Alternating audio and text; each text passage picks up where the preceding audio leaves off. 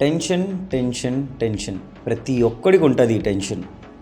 చిన్నపిల్లోడి నుంచి చచ్చిపోయే ముసలోడి దాకా ప్రతి ఒక్కడికి ఈ టెన్షన్ ఉంటుంది. చిన్నపిల్లలకి ఏమంచో స్కూల్ టెన్షన్, మార్కులు తెచ్చుకోవాలి, మంచి పెద్ద కాలేజ్కి వెళ్ళాలి, దాంతో జాబ్ తెచ్చుకోవాలి, అమ్మ నాన్నని బాగా చూసుకోవాలి, ఇల్లు కట్టాలి, కార్ ఈఎంఐ కట్టాలి, బైక్ ఈఎంఐ కట్టాలి, దాని తర్వాత నుంచి ఒక అమ్మాయిని చూసుకొని అబ్బాయిని చేసుకొని పెళ్లి చేసుకోవాలి, వాళ్ళని జాగ్రత్తగా చూసుకోవాలి, వాళ్ళని ట్రిప్లకి తీసుకెళ్ళాలి, దాని తర్వాత వాళ్ళ నుంచి ఒక పిల్లోడో పాపో పుడుతుంది, వాళ్ళ ఎడ్యుకేషన్ టెన్షన్, దాని తర్వాత వాళ్ళ లైఫ్ టెన్షన్, వాళ్ళ పెళ్లి టెన్షన్, ఇలాగ టెన్షన్ తోటే మన జీవితం మొత్తం కంప్లీట్ అయిపోద్ది. బట్ ఈ టెన్షన్లో కూడా మనం పీస్ని, సంతోషంని, ఆనందంని, ప్రశాంతతని పొందొచ్చు.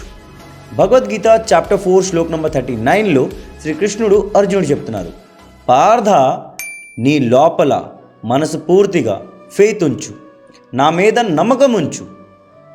నువ్వు ఏ కార్యం చేసినా దాని వెనుకన ఎలాంటి రిజల్ట్స్ని ఆశించక, అప్పుడు నీ లైఫ్లో ప్రశాంతత ఉంటుంది. విజ్డమ్ని ఫాలో అవ్వు, స్పిరిచువల్ నాలెడ్జ్ని ఫాలో అవ్వు, డివైన్ నాలెడ్జ్ని ఫాలో అవ్వు. అలాగే ఫేత్ అంటే ఏది పడితే దాన్ని గుడ్డిగా నమ్మేయడం కాదు, దాన్ని మాయ అంటారు, మోసం అంటారు. ఫేత్ అంటే మన పెద్ద గురువుల్ని వినడం, వాళ్ళు చెప్పిన మాటని నమ్మడం, పాటించడం. మన పురాణంలో ఏదైతే రాసుందో దాన్ని అర్థం చేసుకొని దాన్ని కూడా పాటించడం.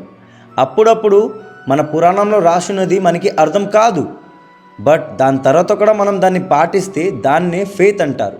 ఎందుకంటే అక్కడ మనకి మన గురువుల పైన నమ్మకం ఉంటుంది. గుడికి వెళ్ళిన తర్వాత దండం ఎందుకు పెడతామో మనకి తెలియదు, బట్ స్టిల్ మనం పెడతాం. నిజంగా మన ఇండియాలో చాలామందికి తెలియదు మనం ఎందుకు దండం పెడతాము. సో దీన్నే ఫేత్ అంటారనమాట. దేవుడి మీద నమ్మకం ఉంచండి, మీ కర్మంని సకర్మంగా పాటించండి, ఏ తప్పు పనులు చేయకండి, ఎవరి కోసం తప్పు ఆలోచన ఉంచుకోకండి, కృష్ణుడిని నమ్మండి. కృష్ణుడు వెనకుంటే ఏదైనా సాధించవచ్చు. అది నేను చూస్తున్నా, నా లైఫ్లో అదే అవుతుంది. శ్రద్ధావాన్ లభతే జ్ఞానం తత్పరః సంయతేంద్రియః జ్ఞానం లబ్ధ్వా పరాం శాంతిం చిరేణాధిగచ్చతి.